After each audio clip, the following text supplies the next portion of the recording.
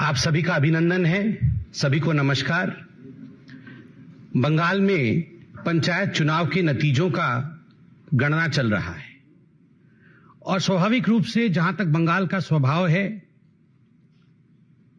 हम जानते हैं कि कहा जाता था कि what Bengal thinks today India thinks tomorrow.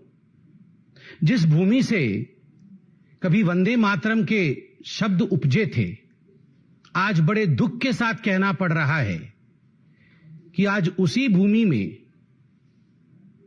Thanks to TMC जिस प्रकार की हिंसा हो रही है वो अपने आप में अप्रत्याशित है। इससे पहले कभी इस प्रकार की हिंसा न हमने कभी देखा था, न किसी चुनाव में सुना था। चुनाव और हिंसा आज बंगाल में पर्यायवाची शब्द बने हुए हैं और बंगाल में ये कोई पहली बार हो रहा हो ऐसा विषय भी नहीं है। इस बार के पंचायत के चुनाव जो कि अभी 8 जुलाई को संपन्न हुए, आज काउंटिंग चल रहा है। आज अखबारों में हर जगह यह खबर छपी है कि लगभग 45 लोग आज तक, जब से नॉमिनेशन आरंभ हुआ है और काउंटिंग अभी चल रहा है, लगभग 45 लोगों की हत्या की जा चुकी है। 45 people have died as of today as far as the panchayat elections of 2023 in West Bengal is concerned. आप याद करिए, इससे पहले के असेंबली चुनाव 2021 में लगभग 52 लोगों की, 52 लोगों की हत्या हुई थी। 52 people had died in the assembly elections during Bengal.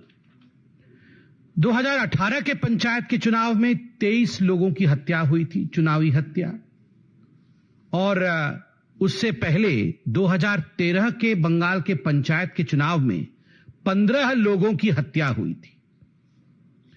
2013 में 15 लोग, 2018 में 23 लोग और 2023 जो वर्तमान का पंचायत चुनाव चल रहा है उसमें 45 लोगों की हत्या।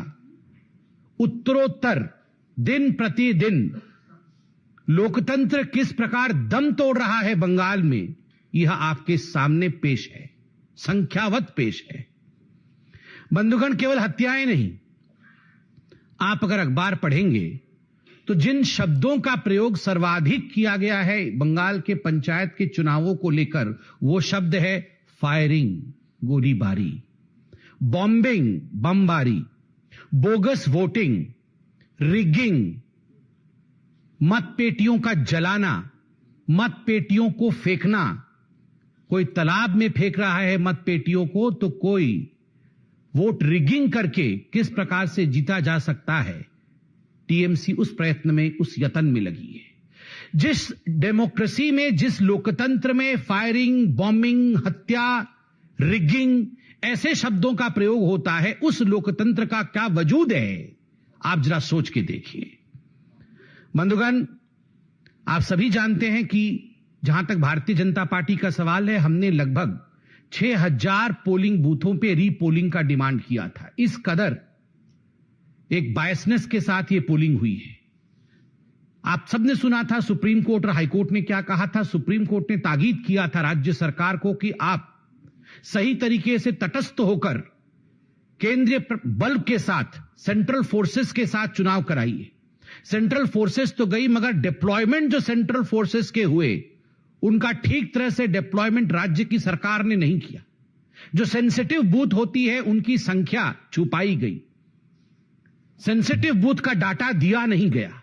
सेंट्रल फोर्सेस के होने के बावजूद 45 लोगों की हत्या, यह दिखाता है कि राज्य सरकार किस प्रकार से एक प्रायोजित रूप से इन हत्याओं को अंजाम दे रही थी। यह एक स्टेट स्पॉन्सर्ड मर्डर है। ये जितने लोग मारे गए हैं, यह प्रायोजित है। This is not accidental, this is state sponsored murder of democracy in West Bengal. और केवल राजनीतिक पार्टी ही स्पॉन्सर कर रही है ऐसा नहीं है।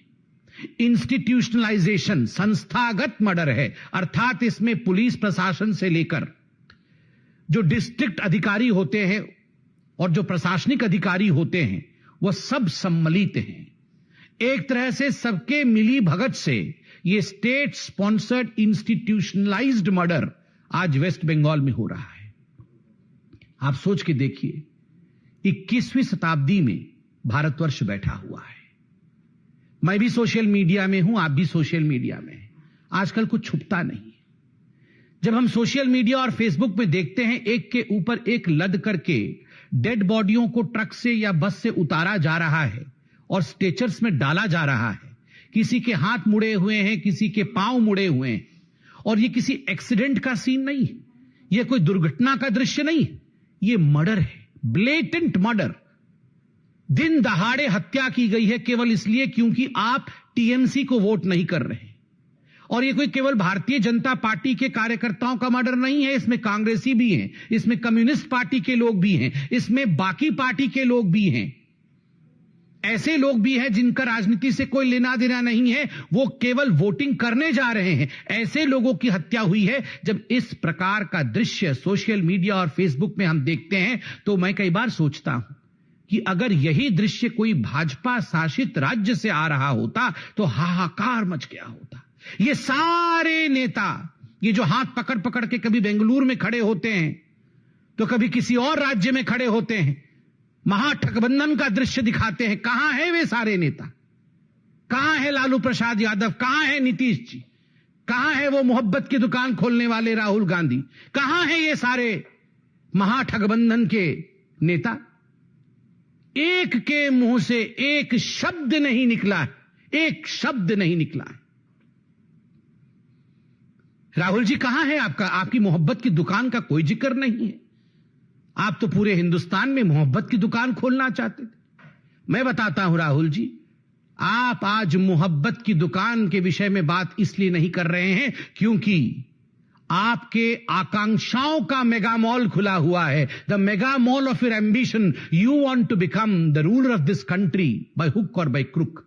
कैसे भी मैं सत्तासीन हो जाऊं, मैं सत्तारूढ़ हो जाऊं, और अगर हमारे लोग हत्या कर भी रहे हैं तो कोई बात नहीं है, वहां मोहब्बत की दुकान की आवश्यकता नहीं है। यह लोग डेमोक्रेसी की हत्या होते हुए देख सकते हैं मगर अपने एम्बिशन की हत्या होते हुए, अपनी महत्वाकांक्षा को लुटते हुए नहीं देख सकते। मां, माटी और मानुष की बात करती थी ममता बनर्जी। मां आज बिलख रही है, रो रही है। माटी आज रक्त रंजित है। मानुष की आज हत्या हो चुकी है। और ममता जी, माफ करिएगा अगर मैं कहूं कि निर्मम बंदोपाध्याय जी ये सब मूक दर्शक बन के देख रही है तो ये अतिशयोक्ति नहीं होगी। ये निर्ममता है, ये ममता नहीं है। ये डायमंड हार्बर मॉडल है। डायमंड हार्बर जहां से अभिषेक बनर्जी लड़ते हैं, उनकी कॉन्स्टिट्यूएंसी है भाईपुओं की, और जिस प्रकार से वहां दादागिरी की राजनीति चल रही है, वहां counting agent Bharatiya Janata party और दूसरे पार्टी के काउंटिंग एजेंटों को छोड़ा तक नहीं जा रहा है। ये चारों ओर बंगाल में ये चल रहा है। काउंटिंग एजेंट अगर टीएमसी का नहीं है तो 2 किलोमीटर पहले उसे रोका जाता है।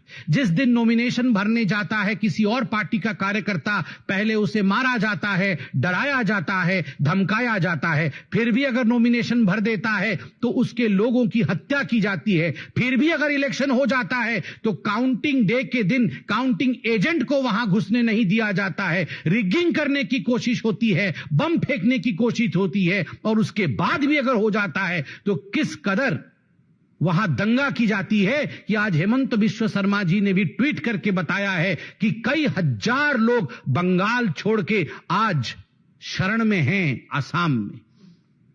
यह लोकतंत्र है, यह लोकतंत्र है ममता दी। ममता जी, आपको उत्तर देना होगा, क्या यह लोकतंत्र है कि एक राज्य के लोग चुनावी गणना के दिन राज्य छोड़ करके दूसरे राज्य में वो शरण लेते हैं? और यह पहली बार नहीं हो रहा है, असेंबली के चुनाव में भी ठीक इसी प्रकार हुआ।